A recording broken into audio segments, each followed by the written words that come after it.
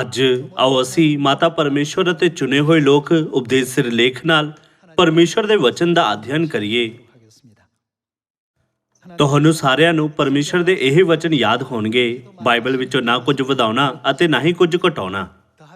ਜਦੋਂ ਅਸੀਂ ਇਹਨਾਂ ਸ਼ਬਦਾਂ ਨੂੰ ਦੇਖਦੇ ਹਾਂ ਤਦ ਕੀ ਸਾਨੂੰ ਆਪਣੇ ਆਪ ਤੋਂ ਨਹੀਂ ਪੁੱਛਣਾ ਚਾਹੀਦਾ ਕਿ ਅਸੀਂ ਸੱਚੇ ਵਿਸ਼ਵਾਸ ਦੇ ਰਾਹ ਤੇ ਚੱਲ ਰਹੇ ਹਾਂ ਜਾਂ ਗਲਤ ਰਸਤੇ ਤੇ?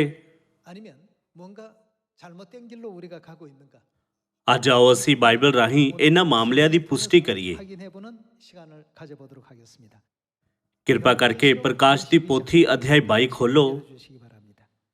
ਆਓ ਅਸੀਂ ਇਕੱਠੇ ਪ੍ਰਕਾਸ਼ ਦੀ ਪੋਥੀ ਅਧਿਆਇ 22 ਵਚਨ 18 ਪੜ੍ਹੀਏ। ਮੈਂ ਹਰ ਇੱਕ ਦੇ ਅੱਗੇ ਜਿਹੜਾ ਇਸ ਪੋਥੀ ਦੇ ਅਗਮ ਵਾਕ ਦੀਆਂ ਬਾਣੀਆਂ ਸੁਣਦਾ ਹੈ ਸਾਖੀ ਦਿੰਦਾ ਹਾਂ। ਇੱਥੇ ਇਸ ਪੁਸਤਕ ਬਾਈਬਲ ਹੈ। ਮੈਂ ਹਰ ਇੱਕ ਦੇ ਅੱਗੇ ਜਿਹੜਾ ਇਸ ਪੋਥੀ ਦੇ ਅਗਮ ਵਾਕ ਦੀਆਂ ਬਾਣੀਆਂ ਸੁਣਦਾ ਹੈ ਸਾਖੀ ਦਿੰਦਾ ਹਾਂ।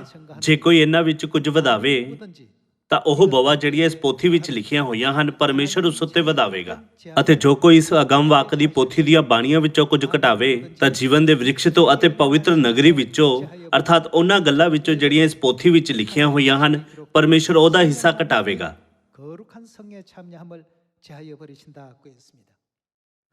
ਦੂਸਰੇ ਸ਼ਬਦਾਂ ਵਿੱਚ ਸਾਨੂੰ ਪਰਮੇਸ਼ਰ ਦੇ ਵਚਨਾਂ ਵਿੱਚੋਂ ਕੁਝ ਵੀ ਨਹੀਂ ਵਧਾਉਣਾ ਚਾਹੀਦਾ ਜਾਂ ਉਹਨਾਂ ਵਿੱਚੋਂ ਕੁਝ ਵੀ ਨਹੀਂ ਘਟਾਉਣਾ ਚਾਹੀਦਾ।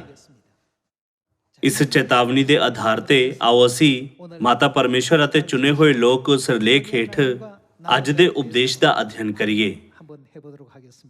ਮਾਤਾ ਪਰਮੇਸ਼ਰ ਉੱਤੇ ਵਿਸ਼ਵਾਸ ਕਰਨ ਅਤੇ ਮਾਤਾ ਪਰਮੇਸ਼ਰ ਉੱਤੇ ਨਾ ਵਿਸ਼ਵਾਸ ਕਰਨ ਵਿਚਕਾਰ ਕਿਹੜਾ ਵਿਸ਼ਵਾਸ ਸਹੀ ਹੈ? ਆਓ ਅਸੀਂ ਵਚਨ 17 ਦੇਖੀਏ। ਆਤਮਾ ਅਤੇ ਲਾੜੀ ਆਖਦੀ ਹੈ ਆਓ। ਇੱਥੇ ਆਤਮਾ ਤੇ ਲਾੜੀ ਕੌਣ ਹਨ? ਆਤਮਿਕ ਤੌਰ ਤੇ ਆਤਮਾ ਪਿਤਾ ਪਰਮੇਸ਼ਰ ਹਨ ਅਤੇ ਲਾੜੀ ਮਾਤਾ ਪਰਮੇਸ਼ਰ ਹਨ। ਪ੍ਰਕਾਸ਼ ਦੀ ਪੋਥੀ ਅਧਿਆਇ 22 ਵਚਨ 18 ਵਿੱਚ ਲਿਖਿਆ ਹੈ, ਜੇਕਰ ਕੋਈ ਇਸ ਪੁਸਤਕ ਵਿੱਚੋਂ ਕੁਝ ਵੀ ਵਧਾਵੇ ਤਦ ਪਰਮੇਸ਼ਰ ਉਸ ਉੱਤੇ ਬਿਪਤਾਵਾਂ ਵਧਾਉਣਗੇ, ਅਤੇ ਜੇਕਰ ਕੋਈ ਉਸ ਵਿੱਚੋਂ ਕੁਝ ਘਟਾਵੇ ਤਦ ਪਰਮੇਸ਼ਰ ਪਵਿੱਤਰ ਨਗਰ ਵਿੱਚੋਂ ਉਸ ਦਾ ਹਿੱਸਾ ਲੈ ਲੈਣਗੇ। ਦੂਸਰੇ ਸ਼ਬਦਾਂ ਵਿੱਚ ਜੇਕਰ ਅਸੀਂ ਬਾਈਬਲ ਵਿੱਚੋਂ ਕੁਝ ਵਧਾਉਂਦੇ ਜਾਂ ਘਟਾਉਂਦੇ ਹਾਂ ਤਦ ਅਸੀਂ ਸਵਰਗ ਵਿੱਚ ਪ੍ਰਵੇਸ਼ ਨਹੀਂ ਕਰ ਸਕਦੇ ਹਾਂ, ਹੈ ਨਾ? ਪ੍ਰਕਾਸ਼ ਦੀ ਪੋਥੀ ਅਧਿਆਇ 22 ਵਚਨ 17 ਅਨੁਸਾਰ ਪਵਿੱਤਰ ਆਤਮਾ ਪਰਮੇਸ਼ਰ ਅਤੇ ਲਾੜੀ ਪਰਮੇਸ਼ਰ ਹਨ। ਕਿ ਉਹਨਾਂ ਦੀ ਮੌਜੂਦਗੀ ਦਾ ਮਤਲਬ ਇਹ ਨਹੀਂ ਹੈ ਕਿ ਸਾਨੂੰ ਆਤਮਾ ਅਤੇ ਲਾੜੀ ਉੱਤੇ ਵਿਸ਼ਵਾਸ ਕਰਨਾ ਚਾਹੀਦਾ ਹੈ। ਪਿਤਾ ਪਰਮੇਸ਼ਰ ਅਤੇ ਮਾਤਾ ਪਰਮੇਸ਼ਰ ਦੋਨੋਂ ਆਖਦੇ ਹਨ ਆਓ। ਜਿਹੜਾ ਸੁਣਦਾ ਹੋਵੇ ਉਹ ਕਹੇ ਆਓ, ਅਤੇ ਜਿਹੜਾ ਧਿਆਇਆ ਹੋਵੇ ਉਹ ਆਵੇ, ਅਤੇ ਜਿਹੜਾ ਚਾਹੇ ਅੰਮ੍ਰਿਤ ਜਲ ਮੁਫਤ ਲਵੇ। ਅੱਜ ਪਿਤਾ ਪਰਮੇਸ਼ਰ ਅਤੇ ਮਾਤਾ ਪਰਮੇਸ਼ਰ ਸਾਰੀ ਮਨੁੱਖ ਜਾਤੀ ਨੂੰ ਬੁਲਾ ਰਹੇ ਹਨ।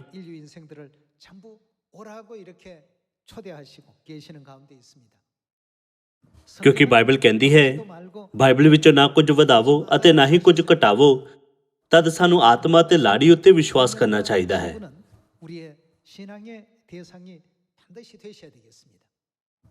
ਅਜਿਹਾ ਕਿਉਂ ਹੈ?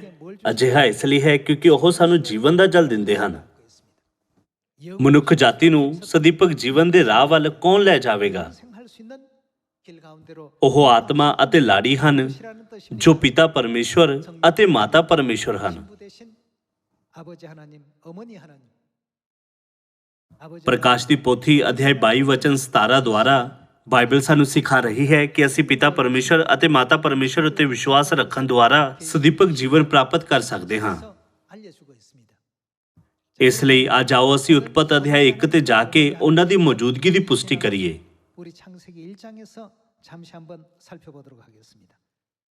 ਆਓ ਅਸੀਂ ਉਤਪਤ ਅਧਿਆਇ 1 ਵਚਨ 26 ਉੱਤੇ ਜਾਈਏ। ਤਾਂ ਪਰਮੇਸ਼ਰ ਨੇ ਆਖਿਆ ਕਿ ਅਸੀਂ ਆਦਮੀ ਨੂੰ ਆਪਣੇ ਸਵਰੂਪ ਅਤੇ ਆਪਣੇ ਵਰਗਾ ਬਣਾਈਏ, ਅਤੇ ਉਹ ਸਮੁੰਦਰ ਦੀਆਂ ਮੱਛੀਆਂ ਉੱਤੇ ਅਤੇ ਆਕਾਸ਼ ਦੀਆਂ ਪੰਛੀਆਂ ਉੱਤੇ ਅਤੇ ਡੰਗਰਾਂ ਉੱਤੇ ਸਗੋਂ ਧਰਤੀ ਉੱਤੇ ਅਤੇ ਧਰਤੀਪੁਰ ਸਾਰੇ ਕਿਸਰਨ ਵਾਲਿਆਂ ਉੱਤੇ ਰਾਜ ਕਰਨ। ਸੋ ਪਰਮੇਸ਼ਰ ਨੇ ਆਦਮੀ ਨੂੰ ਆਪਣੇ ਸਵਰੂਪ ਉੱਤੇ ਉਤਪਤ ਕੀਤਾ। ਪਰਮੇਸ਼ਰ ਦੇ ਸਵਰੂਪ ਉੱਤੇ ਉਹ ਉਤਪਤ ਕੀਤਾ। ਨਰ ਨਾਰੀ ਉਸਨੇ ਉਹਨਾਂ ਨੂੰ ਉਤਪਤ ਕੀਤਾ। ਉਤਪਤ ਅਧਿਆਇ 1 ਵਚਨ 26 ਵਿੱਚ ਅਸੀਂ ਪੁਸ਼ਟੀ ਕਰ ਸਕਦੇ ਹਾਂ ਕਿ ਪਰਮੇਸ਼ਰ ਜਿਨ੍ਹਾਂ ਨੇ ਮਨੁੱਖ ਜਾਤੀ ਨੂੰ ਬਣਾਇਆ ਹੈ ਉਹ ਇੱਕ ਵਚਨ ਨਹੀਂ ਹਨ, ਹੈ ਨਾ? ਇਹ ਇਸ ਲਈ ਹੈ ਕਿਉਂਕਿ ਪਰਮੇਸ਼ਰ ਨੇ ਕਿਹਾ ਅਸੀਂ ਆਦਮੀ ਨੂੰ ਆਪਣੇ ਸਵਰੂਪ ਉੱਤੇ ਅਤੇ ਆਪਣੇ ਵਰਗਾ ਬਣਾਈਏ। ਪਰਮੇਸ਼ਵਰ ਨੇ ਸਮੀਕਰਨ ਅਸੀਂ ਦੀ ਵਰਤੋਂ ਕੀਤੀ। ਜਦੋਂ ਸ਼ਬਦ ਅਸੀਂ ਦੀ ਵਰਤੋਂ ਕੀਤੀ ਜਾਂਦੀ ਹੈ ਤਦ ਇਹ ਕਦੇ ਵੀ ਸਿਰਫ ਇੱਕ ਵਿਅਕਤੀ ਨੂੰ ਨਹੀਂ ਦਰਸਾਉਂਦਾ ਹੈ ਨਾ। ਪਰਮੇਸ਼ਵਰ ਦੇ ਇਹ ਕਹਿਣ ਤੋਂ ਬਾਅਦ ਕਿ ਅਸੀਂ ਆਦਮੀ ਨੂੰ ਆਪਣੇ ਸਵਰੂਪ ਉੱਤੇ ਬਣਾਈਏ, ਆਓ ਅਸੀਂ ਵਚਨ 27 ਦੇਖੀਏ ਕਿ ਕੌਣ ਬਣਾਏ ਗਏ ਸੀ। ਸੋ ਪਰਮੇਸ਼ਵਰ ਨੇ ਆਦਮੀ ਨੂੰ ਆਪਣੇ ਸਵਰੂਪ ਉੱਤੇ ਉਤਪਤ ਕੀਤਾ। ਪਰਮੇਸ਼ਵਰ ਦੇ ਸਵਰੂਪ ਉੱਤੇ ਉਹ ਉਤਪਤ ਕੀਤਾ, ਨਰ ਨਾਰੀ ਉਸਨੇ ਉਹਨਾਂ ਨੂੰ ਉਤਪਤ ਕੀਤਾ। ਜਦੋਂ ਪਰਮੇਸ਼ਵਰ ਨੇ ਕਿਹਾ ਆਓ ਅਸੀਂ ਆਦਮੀ ਨੂੰ ਆਪਣੇ ਸਵਰੂਪ ਅਨੁਸਾਰ ਆਪਣੇ ਵਰਗਾ ਬਣਾਈਏ, ਤਦ ਉਹਨਾਂ ਨੇ ਨਰ ਅਤੇ ਨਾਰੀ ਨੂੰ ਉਤਪਤ ਕੀਤਾ।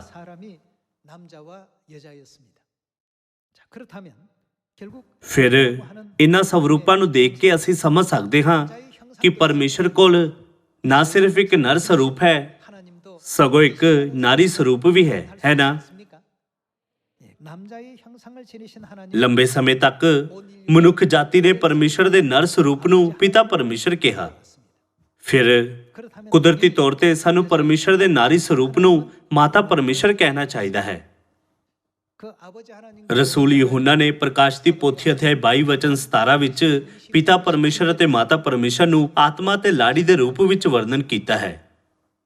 ਸਾਨੂੰ ਸਵਰਗੀ ਸੰਤਾਨ ਬਣਨਾ ਚਾਹੀਦਾ ਹੈ ਜਿਨ੍ਹਾਂ ਕੋਲ ਨਾ ਸਿਰਫ ਪਿਤਾ ਪਰਮੇਸ਼ਰ ਬਲਕਿ ਮਾਤਾ ਪਰਮੇਸ਼ਰ ਤੇ ਵੀ ਪੱਕਾ ਵਿਸ਼ਵਾਸ ਹੈ। ਸਾਨੂੰ ਇਸ ਸੱਚਾਈ ਵਿੱਚੋਂ ਕਦੇ ਵੀ ਕੁਝ ਨਹੀਂ ਵਧਾਉਣਾ ਚਾਹੀਦਾ ਅਤੇ ਨਾ ਹੀ ਕੁਝ ਘਟਾਉਣਾ ਚਾਹੀਦਾ ਹੈ। ਆਓ ਅਸੀਂ ਪਿਤਾ ਪਰਮੇਸ਼ਰ ਅਤੇ ਮਾਤਾ ਪਰਮੇਸ਼ਰ ਅਤੇ ਉਹਨਾਂ ਦੀਆਂ ਸੰਤਾਨਾਂ ਵਿਚਕਾਰ ਰਿਸ਼ਤੇ ਬਾਰੇ ਜਾਣੀਏ। ਆਓ ਅਸੀਂ ਇਬਰਾਨੀਆਂ ਅਧਿਆਇ 12 ਉੱਤੇ ਇੱਕ ਨਜ਼ਰ ਪਾਈਏ। ਇਬਰਾਨੀਆਂ ਅਧਿਆਇ 12 ਵਚਨ 9 ਵਿੱਚ ਲਿਖਿਆ ਹੈ, ਫਿਰ ਸਾਡੇ ਸਰੀਰਿਕ ਪਿਓ ਸਨ ਜਿਹੜੇ ਤਾੜਨਾ ਕਰਦੇ ਸਨ ਅਤੇ ਅਸਾਂ ਉਹਨਾਂ ਦਾ ਆਦਰ ਕੀਤਾ, ਤਾਂ ਭਲਾ ਅਸੀਂ ਬਹੁਤ ਵਧੀਕ ਆਤਮਾ ਦੇ ਪਿਤਾ ਦੇ ਅਧੀਨ ਨਾ ਹੋਈਏ ਅਤੇ ਜੀਵੀਏ। ਇੱਥੇ ਆਤਮਾਵਾਂ ਦਾ ਪਿਤਾ ਕੌਣ ਹੈ? ਉਹ ਪਿਤਾ ਪਰਮੇਸ਼ਰ ਹਨ। ਪ੍ਰਕਾਸ਼ ਦੀ ਪੋਥੀ ਅਧਿਆਇ 22 ਵਿੱਚ ਆਤਮਾ ਤੇ ਲਾੜੀ ਜੋ ਪਿਤਾ ਪਰਮੇਸ਼ਰ ਅਤੇ ਮਾਤਾ ਪਰਮੇਸ਼ਰ ਹਨ ਪ੍ਰਗਟ ਹੋਏ ਹਨ। ਨਾਲ ਹੀ ਉਤਪਤ ਅਧਿਆਇ 1 ਵਚਨ 26 ਤੋਂ 27 ਵਿੱਚ ਅਸੀਂ ਦੇਖ ਸਕਦੇ ਹਾਂ ਕਿ ਪਿਤਾ ਪਰਮੇਸ਼ਰ ਅਤੇ ਮਾਤਾ ਪਰਮੇਸ਼ਰ ਮੌਜੂਦ ਹਨ। ਇਬਰਾਨੀਆਂ ਅਧਿਆਇ 12 ਵਿੱਚ ਬਾਈਬਲ ਕਹਿੰਦੀ ਹੈ ਕਿ ਸਾਡੇ ਕੋਲ ਸਾਡੀਆਂ ਆਤਮਾਵਾਂ ਦੇ ਪਿਤਾ ਹਨ। ਆਓ ਅਸੀਂ ਗਲਾਤੀਆ ਅਧਿਆਇ 4 ਵਚਨ 26 ਦੇਖੀਏ। ਪਰ ਯਰੂਸ਼ਲਮ ਜੋ ਉਤਾਹਾਂ ਹੈ ਉਹ ਆਜ਼ਾਦ ਹੈ, ਉਹ ਸਾਡੀ ਮਾਤਾ ਹੈ। ਇਬਰਾਨੀ ਅਧਿਆਇ 12 ਵਿੱਚ ਬਾਈਬਲ ਸਵਰਗੀ ਪਿਤਾ ਬਾਰੇ ਦੱਸਦੀ ਹੈ ਅਤੇ ਗਲਾਤੀਆ ਅਧਿਆਇ 4 ਵਚਨ 26 ਵਿੱਚ ਬਾਈਬਲ ਸਵਰਗੀ ਮਾਤਾ ਬਾਰੇ ਗਵਾਹੀ ਦਿੰਦੀ ਹੈ ਕਿ ਸਾਨੂੰ ਇਸ ਸੱਚਾਈ ਉੱਤੇ ਵਿਸ਼ਵਾਸ ਨਹੀਂ ਕਰਨਾ ਚਾਹੀਦਾ, ਕਿ ਸਾਨੂੰ ਇਹ ਸੱਚਾਈ ਨਹੀਂ ਸਿਖਾਉਣੀ ਚਾਹੀਦੀ, ਕਿ ਸਾਨੂੰ ਇਸ ਤੋਂ ਇਨਕਾਰ ਕਰਨਾ ਚਾਹੀਦਾ ਹੈ। ਪ੍ਰਕਾਸ਼ ਦੀ ਪੋਥੀ ਅਧਿਆਇ 22 ਵਚਨ 17 ਅਤੇ 18 ਵਿੱਚ ਇਹ ਲਿਖਿਆ ਗਿਆ ਹੈ, ਬਾਈਬਲ ਵਿੱਚੋਂ ਕਦੇ ਨਾ ਵਧਾਓ ਅਤੇ ਨਾ ਹੀ ਘਟਾਓ। ਬਾਈਬਲ ਸਪਸ਼ਟ ਤੌਰ ਤੇ ਗਵਾਹੀ ਦਿੰਦੀ ਹੈ ਕਿ ਪਿਤਾ ਪਰਮੇਸ਼ਰ ਅਤੇ ਮਾਤਾ ਪਰਮੇਸ਼ਰ ਅਤੇ ਸਵਰਗੀ ਸੰਤਾਨਾਂ ਨਿਸ਼ਚਿਤ ਤੌਰ ਤੇ ਮੌਜੂਦ ਹਨ।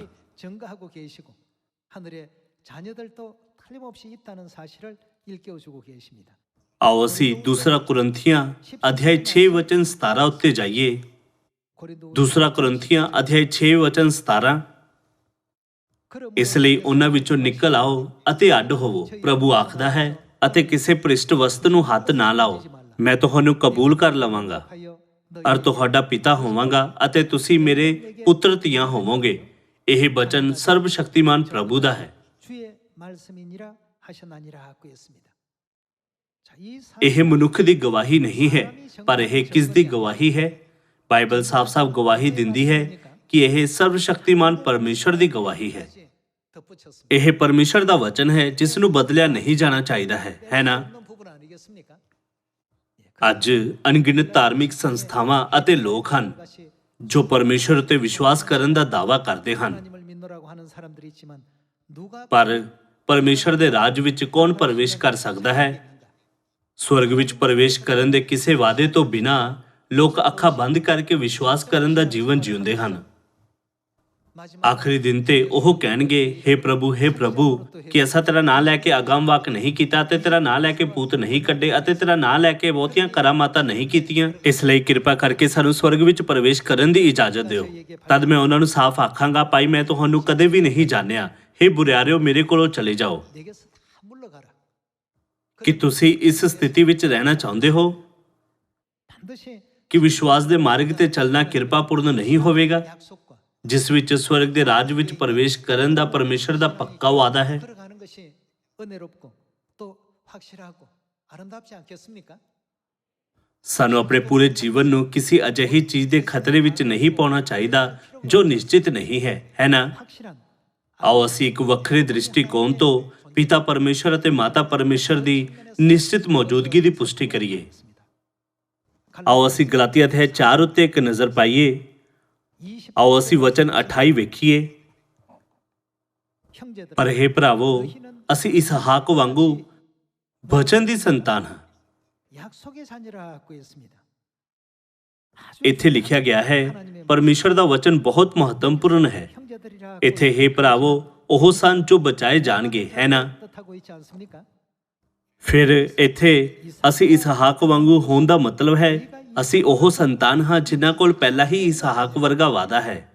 ਉਹ ਕਿਹੜਾ ਵਾਅਦਾ ਹੈ ਜੋ ਪਰਮੇਸ਼ਰ ਸਾਨੂੰ ਦੇਣਾ ਚਾਹੁੰਦੇ ਹਨ? ਕਿ ਇਹ ਪਹਿਲਾ ਯੂਹੰਨਾ ਅਧਿਆਇ 2 ਵਚਨ 25 ਵਿੱਚ ਨਹੀਂ ਲਿਖਿਆ ਹੈ? ਅਤੇ ਇਹ ਉਹ ਵਾਅਦਾ ਹੈ ਜਿਹੜਾ ਉਹਨੇ ਸਾਨੂੰ ਦਿੱਤਾ ਸੀ, ਅਰਥਾਤ ਸਦੀਪਕ ਜੀਵਨ। 그 영원한 생명 ਦੂਸਰੇ ਸ਼ਬਦਾਂ ਵਿੱਚ ਸਦੀਪਕ ਜੀਵਨ ਦਾ ਅਰਥ ਹੈ ਮੁਕਤੀ। ਇਸ ਵਾਅਦੇ ਵਿੱਚ ਗਾਰੰਟੀ ਹੈ ਕਿ ਅਸੀਂ ਨਿਸ਼ਚਿਤ ਰੂਪ ਨਾਲ ਸਵਰਗ ਦੇ ਰਾਜ ਵਿੱਚ ਪ੍ਰਵੇਸ਼ ਕਰਦੇ ਹਾਂ। 표가 이 약속이라는 이 말씀 속에 다 포함이 되어 있습니다. 그래서 ਫਿਰ ਇਸ ਦਾ ਕੀ ਮਤਲਬ ਹੈ ਕਿ ਅਸੀਂ ਇਸਹਾਕ ਵਰਗੇ ਹਾਂ? 어떠신가를 ਸਭ ਤੋਂ ਪਹਿਲਾਂ ਸਾਨੂੰ ਅਬਰਾਹਮ ਦੇ ਪਰਿਵਾਰ ਦੇ ਇਤਿਹਾਸ ਨੂੰ ਸਮਝਣ ਦੀ ਲੋੜ ਹੈ। 필요가 있겠습니다. ਜਿਵੇਂ ਕਿ ਅਸੀਂ ਜਾਣਦੇ ਹਾਂ, ਸਵਰਗ ਵਿੱਚ ਸਿਰਫ ਪਰਮੇਸ਼ਰ ਕੋਲ ਪਿਤਾ ਦਾ ਅਹੁਦਾ ਹੈ। ਹਾਲਾਂਕਿ ਜਦੋਂ ਅਸੀਂ ਲੂਕਾ ਦੀ ਅੰਜੀਲ ਨੂੰ ਦੇਖਦੇ ਹਾਂ ਤਦ ਲਿਖਿਆ ਹੈ ਪਿਤਾ ਅਬਰਾਹਮ। ਪਰਮੇਸ਼ਰ ਨੂੰ ਅਬਰਾਹਮ ਦੇ ਰੂਪ ਵਿੱਚ ਦਰਸਾਇਆ ਗਿਆ ਹੈ। 그럼 이 ਫਿਰ ਇਸਹਾਕ ਅਤੇ ਅਬਰਾਹਮ ਵਿਚਕਾਰ ਕੀ ਰਿਸ਼ਤਾ ਹੈ? ਉਹਨਾਂ ਵਿਚਕਾਰ ਪਿਤਾ ਅਤੇ ਪੁੱਤਰ ਦਾ ਰਿਸ਼ਤਾ ਹੈ। ਇਸ ਲਈ ਆਓ ਅਸੀਂ ਉਤਪਤ ਅਧਿਆਇ 15 ਵਿੱਚ ਜਾ ਕੇ ਅਧਿਐਨ ਕਰੀਏ ਕਿ ਅਬਰਾਹਮ ਦੇ ਪਰਿਵਾਰ ਵਿੱਚ ਕੀ ਹੋਇਆ ਸੀ। 속에서 한번 공부를 해보도록 합시다. 자, ਉਤਪਤ ਅਧਿਆਇ 15, ਅਧਿਆਇ 16 ਅਤੇ ਅਧਿਆਇ 17 ਵਿੱਚ ਅਬਰਾਹਮ ਦੇ ਪਰਿਵਾਰ ਵਿੱਚ 3 ਉਮੀਦਵਾਰ ਸੀ ਜੋ ਅਬਰਾਹਮ ਦੀ ਜਾਇਦਾਦ ਦੇ ਵਾਰਿਸ ਹੋ ਸਕਦੇ ਸੀ। 그 본보기가 등장하고 있죠. ਪਹਿਲਾ ਉਮੀਦਵਾਰ 후보자가 ਅਲੀਆਜ਼ਰ ਸੀ, ਦੂਸਰਾ ਉਮੀਦਵਾਰ ਇਸ਼ਮਾਇਲ ਸੀ ਅਤੇ ਤੀਸਰਾ ਉਮੀਦਵਾਰ ਇਸਹਾਕ ਸੀ। 이삭이었습니다. ਆਓ ਅਸੀਂ ਉਹਨਾਂ ਨੂੰ ਇੱਕ ਇੱਕ ਕਰਕੇ ਦੇਖੀਏ। 살펴보겠습니다. ਆਓ ਅਸੀਂ ਉਤਪਤ ਅਧਿਆਇ 15 ਵਚਨ 2 ਦੇਖੀਏ। 아브라함이 가로되 ਉਪਰੰਤ ਅਬਰਾਹਮ ਨੇ ਆਖਿਆ, ਹੇ ਯਹੋਵਾ ਪ੍ਰਭੂ, ਤੂੰ ਮੈਨੂੰ ਕੀ ਦੇਵੇਂਗਾ? ਕਿਉਂ ਜੋ ਮੈਂ ਉਹ ਤੇ ਜਾਂਦਾ ਹਾਂ ਔਰ ਮੇਰੇ ਘਰ ਦਾ ਵਾਰਿਸ ਇੱਕ ਦਮਿਸ਼ਕੀ ਐਲੀਏਜ਼ਰ ਹੈ। 아브라함 ਨਾਲੇ ਅਬਰਾਹਮ ਨੇ ਆਖਿਆ, ਵੇਖ ਤਾਂ ਮੈਨੂੰ ਕੋਈ ਅੰਸ਼ ਨਹੀਂ ਦਿੱਤੀ ਔਰ ਮੇਰਾ ਕਰਜਮ ਮੇਰਾ ਵਾਰਿਸ ਹੋਵੇਗਾ। 나의 후사가 될 것이니이다. ਤਾਂ ਵੇਖੋ ਯਹੋਵਾ ਦਾ ਬਚਨ ਉਹਦੇ ਕੋਲ ਆਇਆ ਕਿ ਇਹ ਤੇਰਾ ਵਾਰਿਸ ਨਾ ਹੋਵੇਗਾ, 후사가 아니라 ਪਰ ਉਹ ਜੋ ਤੇਰੇ ਤੁਖਮ ਵਿੱਚੋਂ ਨਿਕਲੇਗਾ ਤੇਰਾ ਵਾਰਿਸ ਹੋਵੇਗਾ। 후사가 될 것이라고 했습니다. ਪਰਮੇਸ਼ਰ ਨੇ ਅਬਰਾਹਮ ਦੇ ਵਾਰਿਸ ਦੇ ਰੂਪ ਵਿੱਚ ਪਹਿਲੇ ਉਮੀਦਵਾਰ ਅਲੀਆਜ਼ਰ ਨੂੰ ਇਹ ਕਹਿੰਦੇ ਹੋਏ ਅਸਵੀਕਾਰ ਕਰ ਦਿੱਤਾ, ਜੋ ਤੇਰੇ ਤੁਖਮ ਵਿੱਚੋਂ ਨਿਕਲੇਗਾ ਤੇਰਾ ਵਾਰਿਸ ਹੋਵੇਗਾ। 예세를 하나님께서 거절하셨습니다.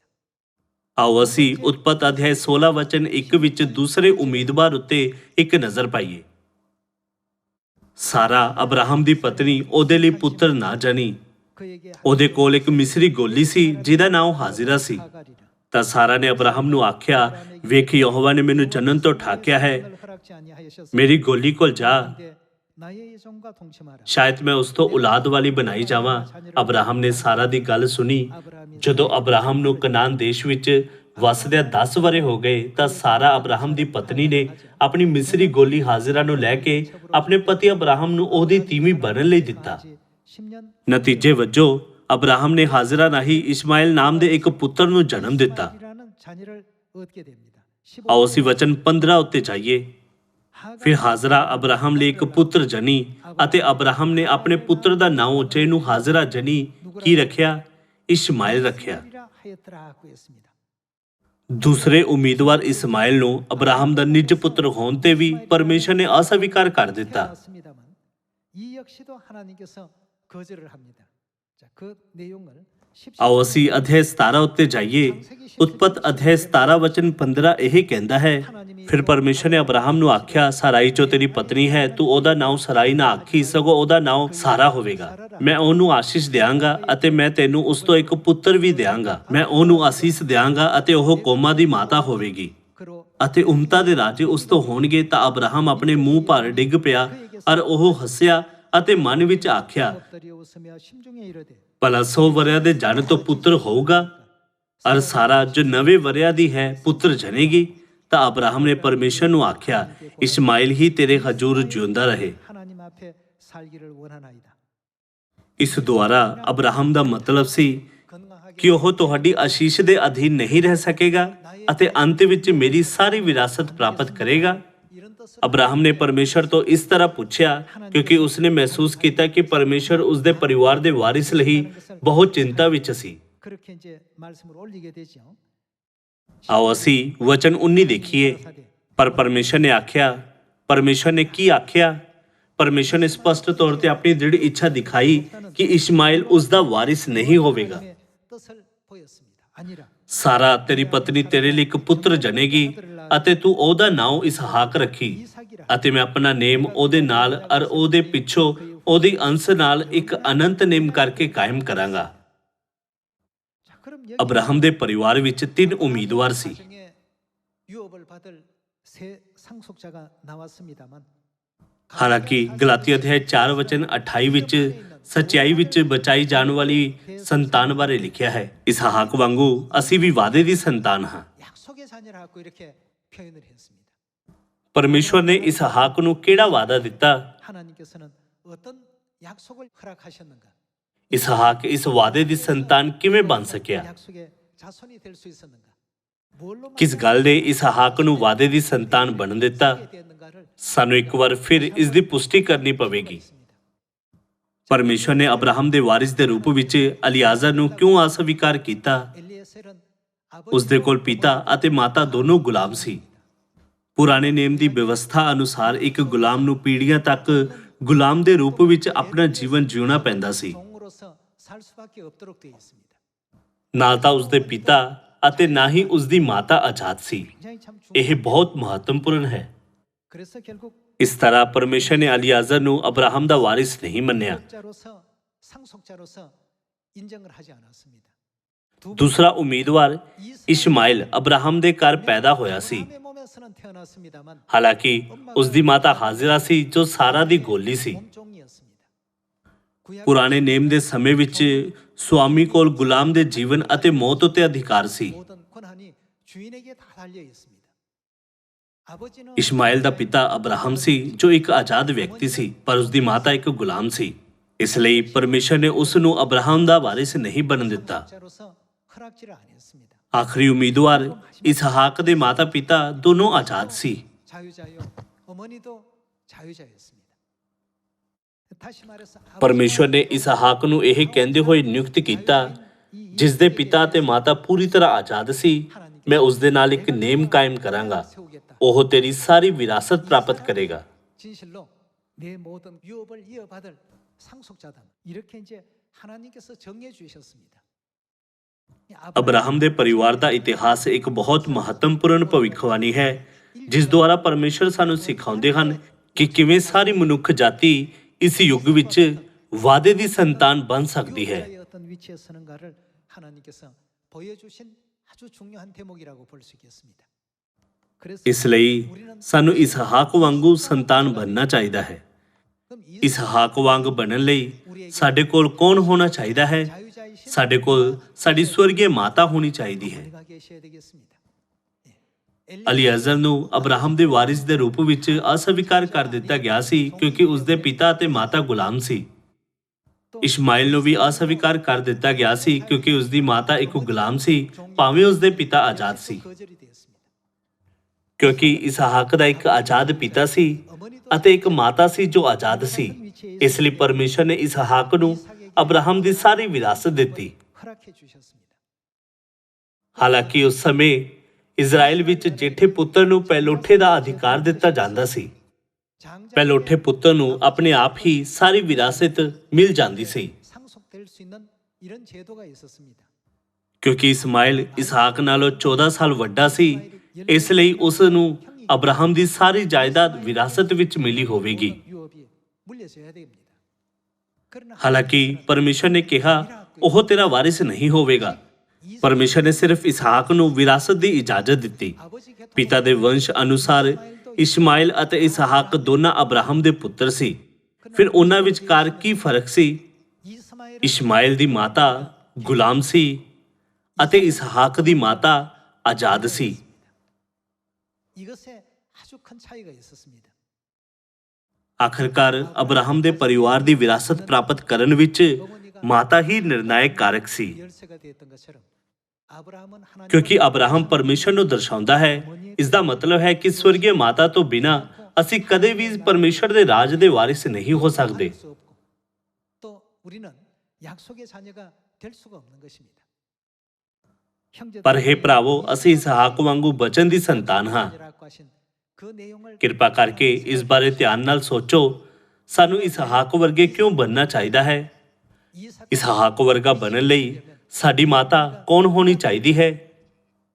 ਇਹ ਲਿਖਿਆ ਹੈ, ਪਰ ਯਰੂਸ਼ਲਮ ਜੋ ਉਤਾਹਾਂ ਹੈ ਉਹ ਆਜ਼ਾਦ ਹੈ, ਉਹ ਸਾਡੀ ਮਾਤਾ ਹੈ। 바로 영영 ਜਿਸ ਕੋਲ ਸਵਰਗੀ ਮਾਤਾ ਨਹੀਂ ਹੈ 존재하지 ਉਹ ਇਸਹਾਕ ਵਾਂਗੂ ਵਾਅਦੇ ਦੀ ਸੰਤਾਨ ਨਹੀਂ ਬਣ ਸਕਦੇ। 약속의 자녀가 될 수 있습니까 없습니까? ਉਹ ਕਦੇ ਵੀ ਵਾਅਦੇ ਦੇ ਸੰਤਾਨ ਨਹੀਂ ਬਣ ਸਕਦੇ। 사실을 확인할 수가 있겠습니다. 예, 그렇다면 ਅੱਜ ਸਮੁੰਦਰ ਦੇ ਕੰਢੇ ਦੀ ਰੇਤ ਵਰਗੇ ਬਹੁਤ ਸਾਰੇ ਲੋਕ ਪਰਮੇਸ਼ਰ ਉਤੇ ਵਿਸ਼ਵਾਸ ਕਰਨ ਦਾ ਦਾਅਵਾ ਕਰਦੇ ਹਨ। 자유자이신 ਹਾਲਾਂਕਿ ਉਹ ਕਦੇ ਵੀ ਵਾਅਦੇ ਦੀ ਸੰਤਾਨ ਨਹੀਂ ਬਣ ਸਕਦੇ, ਕਿਉਂਕਿ ਉਹ ਸਵਰਗੀ ਮਾਤਾ ਉੱਤੇ ਵਿਸ਼ਵਾਸ ਨਹੀਂ ਕਰਦੇ ਜੋ ਆਜ਼ਾਦ ਹੈ। 자, 이 문제에 대해 ਇਸ ਮਾਮਲੇ ਬਾਰੇ ਆਓ ਅਸੀਂ ਰੋਮੀਓ ਅਧਿਆਇ 9 ਵਚਨ 7 ਉੱਤੇ ਇੱਕ ਨਜ਼ਰ ਮਾਰੀਏ।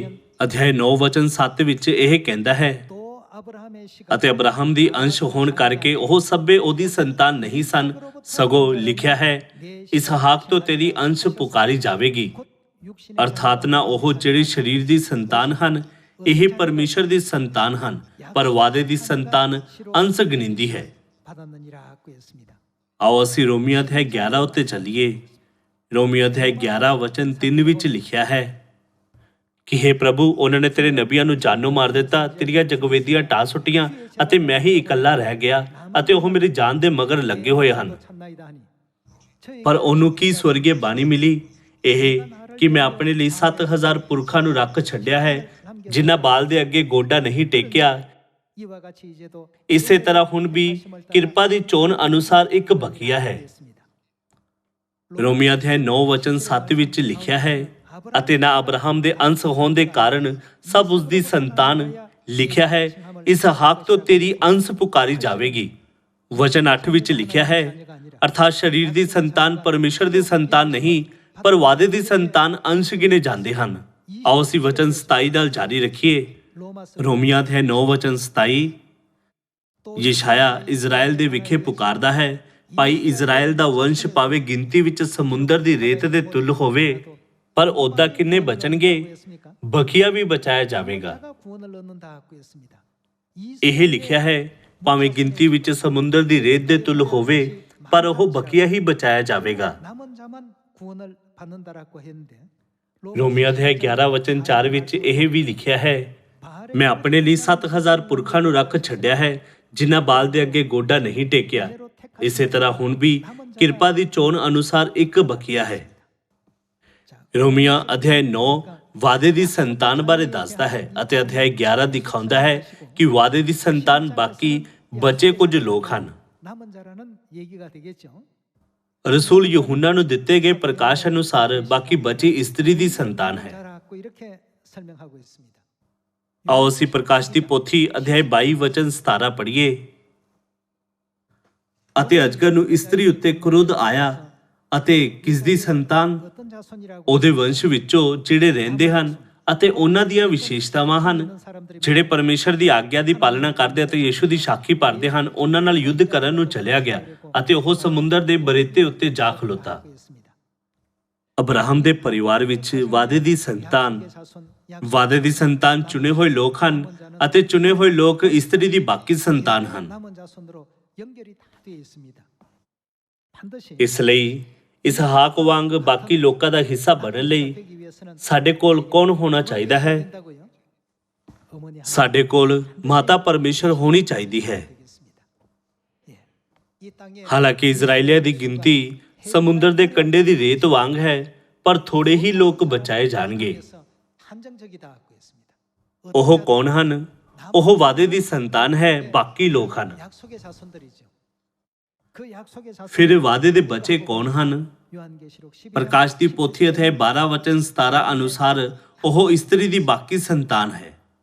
ਦੂਸਰੇ ਸ਼ਬਦਾਂ ਵਿੱਚ ਉਹ ਮਾਤਾ ਪਰਮੇਸ਼ਰ ਦੀ ਸੰਤਾਨ ਹੈ।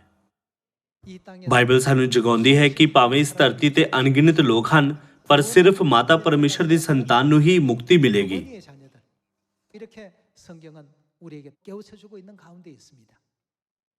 우리가 ਸਾਨੂੰ ਬਚਾਉਣ ਲਈ ਪਰਮੇਸ਼ਰ ਧਰਤੀ ਤੇ ਆਏ, ਸਲੀਬ ਤੇ ਬਲੀਦਾਨ ਕੀਤਾ ਅਤੇ ਸਾਡੇ ਸਾਰੇ ਪਾਪਾਂ ਨੂੰ ਚੁੱਕਿਆ।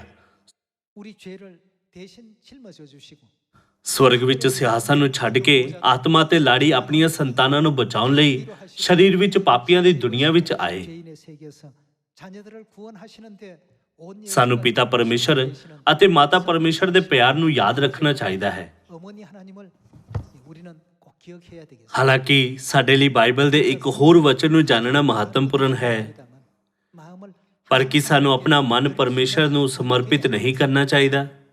ਸਾਡੇ ਪੂਰੇ ਵਿਸ਼ਵਾਸ ਦੇ ਜੀਵਨ ਵਿੱਚ ਬਹੁਤ ਸਾਰੀਆਂ ਚੀਜ਼ਾਂ ਹੁੰਦੀਆਂ ਹਨ। 발생이 됩니다.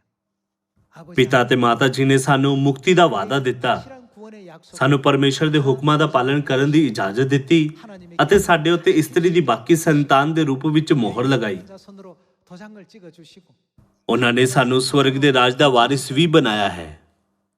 ਫਿਰ ਵੀ ਜੇਕਰ ਸਾਡੇ ਮਨ ਵਿੱਚ ਖੁਸ਼ੀ ਅਤੇ ਆਨੰਦ ਨਹੀਂ ਹੈ, 즐거운 ਤਦ ਇਹ ਇਸ ਲਈ ਹੈ ਕਿਉਂਕਿ ਅਸੀਂ ਆਪਣੇ ਬੁੱਲਾਂ ਨਾਲ ਕਹਿੰਦੇ ਹਾਂ ਕਿ ਅਸੀਂ ਪਰਮੇਸ਼ਰ ਨਾਲ ਪਿਆਰ ਕਰਦੇ ਹਾਂ, ਪਰ ਅਸਲ ਵਿੱਚ ਅਸੀਂ ਪਿਆਰ ਨਹੀਂ ਕਰਦੇ। 진정 마음을 다해서 사랑을 못 하고 있기 때문에 그렇습니다. 정말 ਜੇਕਰ ਅਸੀਂ ਉਹਨਾਂ ਲੋਕਾਂ ਨਾਲ ਖੁਸ਼ਖਬਰੀ ਦੇ ਮਾਰਗ ਉੱਤੇ ਚੱਲ ਰਹੇ ਹਾਂ ਜਿਨ੍ਹਾਂ ਨੂੰ ਅਸੀਂ ਸੱਚਮੁੱਚ ਪਿਆਰ ਕਰਦੇ ਹਾਂ, ਤਦ ਇਹ ਮਾਰਗ ਹਰ ਰੋਜ਼ ਆਨੰਦਮਈ ਹੋਣਾ ਚਾਹੀਦਾ ਹੈ। ਆਓ ਅਸੀਂ ਸੋਚੀਏ, ਪਰਮੇਸ਼ਰ ਸਾਨੂੰ ਪਿਆਰ ਕਰਦੇ ਹਨ, ਪਰ ਅਸੀਂ ਅਸਲ ਵਿੱਚ ਪਰਮੇਸ਼ਰ ਨੂੰ ਕਿੰਨਾ ਪਿਆਰ ਕਰਦੇ ਹਾਂ। 되돌아보면서 ਹੁਣ ਤੋਂ ਸਾਨੂੰ ਨਾ ਸਿਰਫ ਆਪਣੇ ਸਵਰਗੀ ਪਿਤਾ ਅਤੇ ਮਾਤਾ ਤੋਂ ਪਿਆਰ ਲੈਣਾ ਚਾਹੀਦਾ ਹੈ, ਪਰ ਸਾਨੂੰ ਹਰ ਰੋਜ਼ ਪਰਮੇਸ਼ਰ ਨਾਲ ਪਿਆਰ ਕਰਨਾ ਚਾਹੀਦਾ ਹੈ। 사랑하면서 매일매일 행복 속에 생애할 수 있는 우리의 신앙길이 되어야 되겠습니다. 내 ਹੁਣ ਮੇਰੇ ਨਾਲ ਕੌਣ ਹੈ? ਕਿਰਪਾ ਕਰਕੇ ਯਾਦ ਰੱਖੋ ਕਿ ਪਰਮੇਸ਼ਰ ਹਮੇਸ਼ਾ ਸਾਡੇ ਨਾਲ ਹਨ। ਮੈਨੂੰ ਉਮੀਦ ਹੈ ਕਿ ਇਸ ਸਮੇਂ ਅਸੀਂ ਸਵਰਗੀ ਪਿਤਾ ਅਤੇ ਮਾਤਾ ਜੀ ਦੀ ਉਸਤਤ ਕਰ ਸਕਦੇ ਹਾਂ ਜੋ ਹਮੇਸ਼ਾ ਸਾਡੇ ਨਾਲ ਰਹੇ ਹਨ। ਇਹ ਉਮੀਦ ਕਰਦੇ ਹੋਏ ਕਿ ਤੁਸੀਂ ਬਹੁਤ ਕਿਰਪਾ ਪ੍ਰਾਪਤ ਕੀਤੀ ਹੈ, ਮੈਂ ਇਸ ਉਪਦੇਸ਼ ਨੂੰ ਸਮਾਪਤ ਕਰਨਾ ਚਾਹਾਂਗਾ। ਤੁਹਾਡਾ ਬਹੁਤ ਬਹੁਤ ਧੰਨਵਾਦ।